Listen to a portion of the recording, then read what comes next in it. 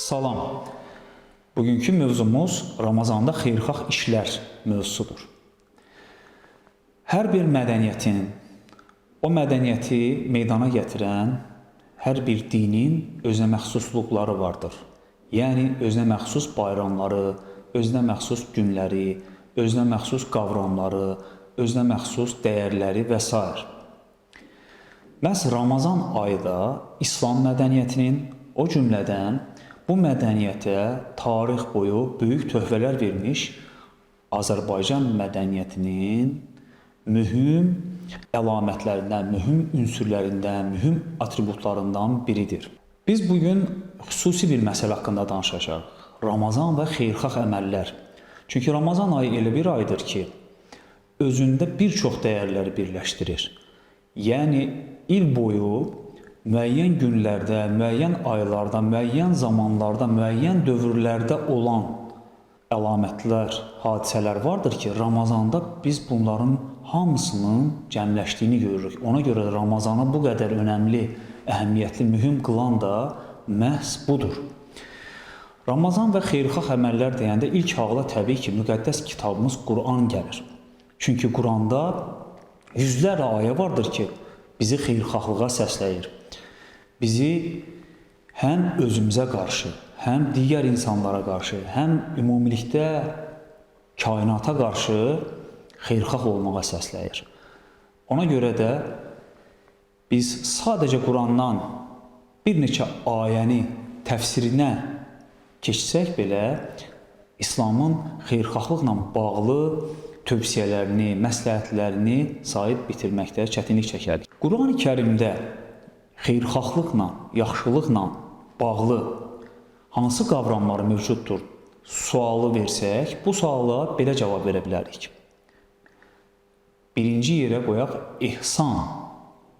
Həsən yaxşılıq deməkdir. Ehsan həmin kökdən gəlir. Və ehsan sözünün mənasına baxsaq görürük ki, ehsan ən azından ən çoxuna qədər olan bir çərçivəni əhatə edir. Yəni, tutaq ki, bizə hər hansı bir xeyirxah əməl, yaxşılıq etməklə bağlı qarşımıza qoyulan minimumu aşaraq nəyisə ediriksə, bu ehsan adlanır. İkincisi isə bir kəlməsidir. Bu da yaxşılıq mənasındadır. Amma bir çox maraqlıdır.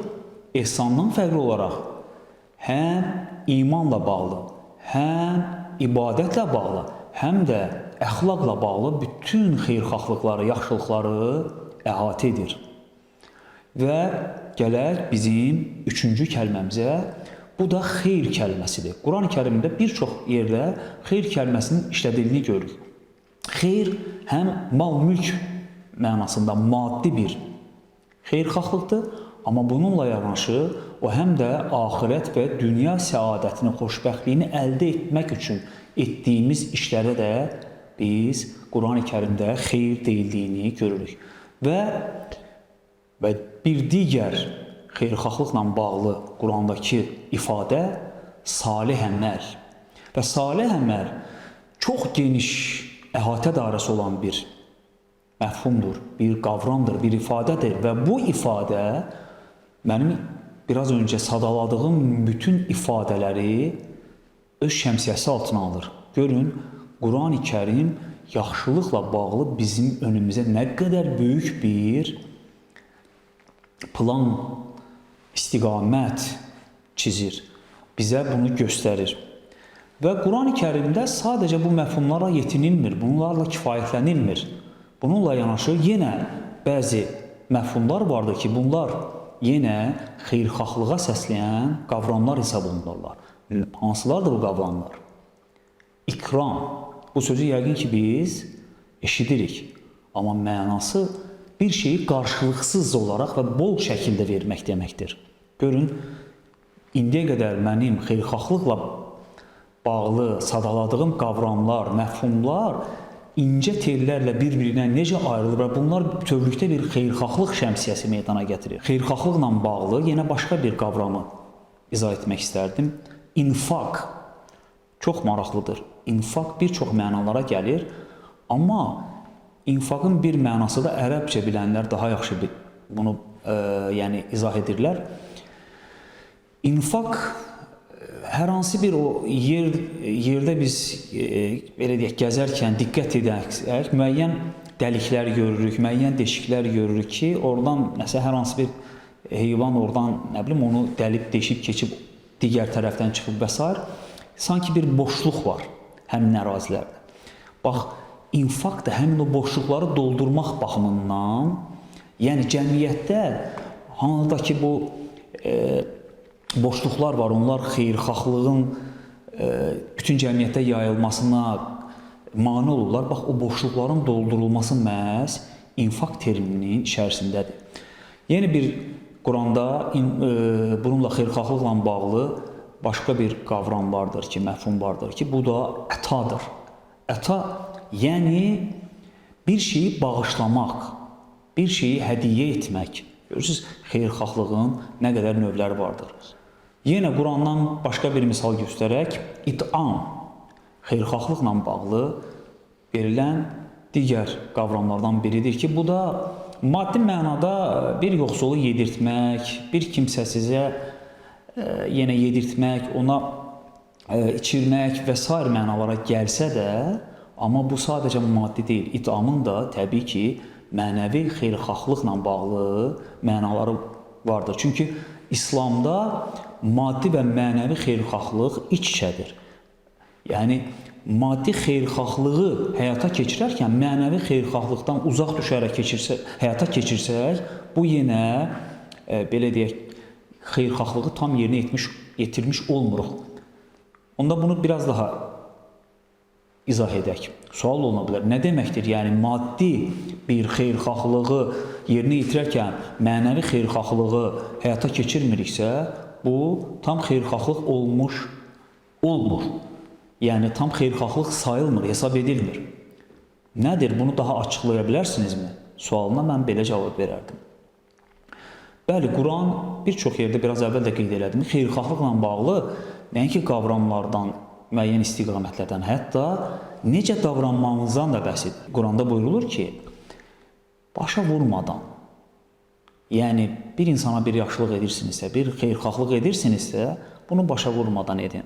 Bunu başqalarına göstərmədən edin. Yenə Quran-ı Kərim buyurur ki, təbii ki, insan açıq şəkildə də xeyirxahlığı göstərməlidir. Bu cəmiyyətin digər üzvlərinə də bir nümunədir. Amma daha yaxşı olan hansıdır? Gizli xeyirxahlıqdır, gizli şəkildə həyata keçirilən xeyirxahlıqdır. Görürsünüzmü, yenə də xeyirxahlıq şəmsiyyəsinin genişliyini və rəngarəngliyini bir daha biz burada görürük. Bilirsiniz, şəmsiyə dilimizdə iki mənada işlənir. Həm yağmurdan, yağışdan qorunmaq üçün istifadə etdiyimiz şəmsiyə var. Bir də qızmardan, günəşdən qorunmaq üçün. Və İslam xeyirxahlığı da bu qədər balans qurur. Həm yağmurdan qoruyacaq cəmiyyəti, həm də o qızmar, günəş şüalarından qoruyacaq. Xeyirxahlıqla bağlı bilirsiniz ki, Quranda elə ifadələr var ki, bunlar sırf maddiyyatla bağlıdır. Nədir bunlar? Zəkat.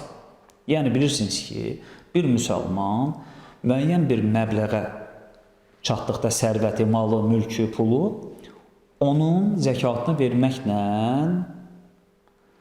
məsuliyyət daşıyır. Və təbii ki, bu mövzu fiqh və İslam hüququnun mövzusudur. Biz burada bunu təfərrüatdan girmirik. Amma məqsəd nədir?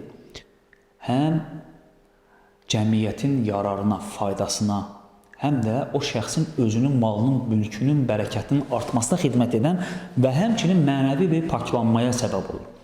İkinci bir termin var Quran-ı Kərimdə, maddi bir xeyirxahlıqla bağlı. Nədir bu? Sədəqə. Amma çox maraqlıdır. Bilirsiniz ki, zəkat fərzdir, amma sədəqə isə könüllüdür. Və zəkatdan fərqli olaraq sədəqə könüllü şəkildə verilən bir şeydir və burada ona görə mənəvi tərəf daha ağır basır. Yəni, daha tərəziyə qoysaq, mənəvi tərəf maddi tərəfdən daha önəmlidir. Çünki sədəqə sözü özü sədaqət sözündən, doğruluq sözündən, səmimiyyət sözündən götürülür, eyni mənaya gəlir. Ona görə də insanın səmimiyyətini, sədaqətini əks elətdirən bir şeydir. Yenə Quranda biz baxırıq ki, maddi xeyirxahlıqla bağlı başqa bir məfhum var. Nədir bu? Fidyə. Fidyə bilirsiniz ki, müəyyən ibadətləri müəyyən səbəblərə görə həyata keçirə bilmədikdə və yaxud da ki, müəyyən bir məsələlərin kəfarəsini verməklə bağlı olan bir termindir ki, bu da yeni cəmiyyətdə maddi tarazının qorunmasına xidmət edən bir, belə deyək, Quran məfhumudur. Və yenə qurban kəlməsi keçir Quranda. Qurban da bilirsiniz ki, bir çox dinlərdə mövcuddur və İslamda da qurban yenə cəmiyyətdə maddi və mənəvi xeyirxahlığı təmin etmək üçün buyurulmuş bir ibadət formasıdır. Və maddi xeyirxahlıqla bağlı sonuncu bir ifadəni də mən söyləyim. Bu da qərz-i həsəndir. Qərz-i həsən, mən deyim ki, Quranda bəlkə də bizim çox az istifadə etdiyimiz, amma cəmiyyət üçün bir o qədər çox vacib olan, yararı, faydası olan bir məfhumdur. Çünki qərz-i həsənin, yəni gözəl borc deməkdir mənası. Qur'an-ı Kərim ehtiyacı olan bir insana, təbii ki, müəyyən məsələlər çərçivəsində borc verməyi Allaha borc verməklə eyni tutur və Allaha borc vermək istəyən yoxdurmu deyərək xitab edir bizə. Bəli, bu da nəyi göstərir? Maddi olaraq qərz-i həsənin cəmiyyət üçün nə qədər faydalı olmasını. Və mən burada bu maddi xeyirxahlıqlarının sırf bir də mənəvi xeyirxahlıq növlərinə Quranda tamamlandığını bildirmişdim. Nədən ibarətdir bunlar? Bəli, Quran buyurur ki, İnsanları xeyirxahlığa çağırın, insanlara gözəllikləri əmr edin. Nədir bu? Yəd'unə iləl xeyri və yəmurunə bil ma'ruf. Yəd'unə çağırırlar xeyrə, xeyirxahlığa, yaxşılığa, yardımlaşmağa və eyni zamanda onlar mərufu, yəni insanlığın əsrlər boyu sınaqdan, təcrübədən keçirdiyi gözəllikləri, yaxşılıqlara əmr edirlər cəmiyyətdə. İkinci məsələ nədir? Pis işə yaxşı işlə qarşılıq vermək. Və bu, yenə bu Quran düsturu o qədər gözəl bir düsturdur ki, bu cəmiyyətdə o qədər gözəl bir düstur olaraq göstərilməlidir ki, həqiqətən də pislər yaxşılar qarşısında utansın və yaxşılığı onlar da mənimsəmiş olsunlar. Nəvi xeyirxahlığın digər bir növü isə yenə yaxşı işə vəsilə olmaq, vasitəçi olmaq, pis işə vasitəçi olmaqdan isə uzaq durmaqdır. Çünki Qur'an-ı Kərim bunu sırf bizə, özünün bizə göndərdiyi, Allah Taala'nın bizə göndərmiş olduğu bir ayədə bu məsələni vurğulayır.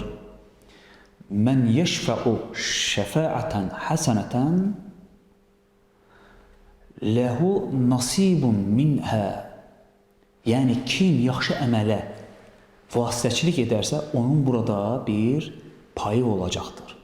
Və eyni zamanda yenə mənəvi yardımla bağlı, xeyirxahlıqla bağlı ən mühüm qavramlardan biri isə nədir? Dua. Dua, bildiyimiz kimi, çox böyük məfhumdur. İçərisində o qədər dəyərlər vardır ki, həm insanın fərdi, həm ictimai cəhətdən güclənməsinə gətirib çıxardır, həm onun mənəvi psixi sağlamlığına xitab edir, onun iradəsini gücləndirir. Bəzən biz görürük ki, dua insanı hətta ən böyük bəlalardan qoruyur. Və bu baxımdan Quran-ı Kərim bizdən dua etməyi istəyir. Baxın, bütün bu sadaladıqlarım Qur'anın xeyirxahlıqla bağlı söylədiklərinin bir damladır. Yəni, o böyük dənizdə, o böyük okyandan bir damlanı mən dilə gətirməyə çalışdım. Deyir ki, Peyğəmbərimiz sallallahu aleyhi və səlləm, bir mömin, bir müsəlman, bir insan günəşin doğduğu hər gün üçün hər bir oynağı, bildiyimiz oynaqlar, hər bir oynağı üçün sədəqə verməlidir. Bilirsiniz ki, oynaq bioloji olaraq insan orqanizmasında xüsusi yeri vardır. Yəni oynaqlar olmasa biz bədənimizi hərəkət etdirə bilmərik. Və Peyğəmbərimizin söylədiyi bu hədisdə görün nə böyük dərin məna var. Nə deyir Peyğəmbərimiz?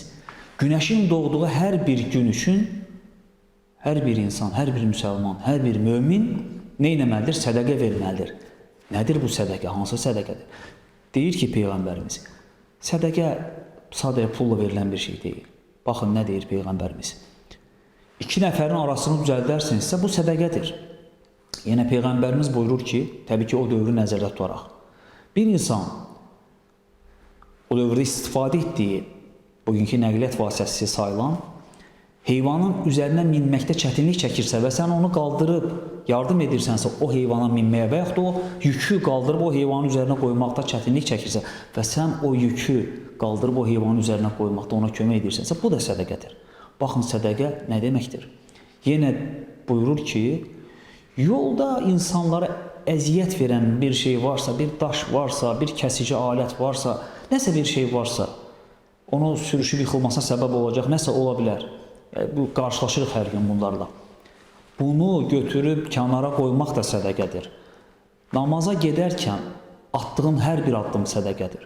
Yəni sədəqə ilə bağlı o qədər geniş şeylər söylüyor ki, Peyğəmbərimiz baxın, xeyirxahlıq haralara gedib çıxır.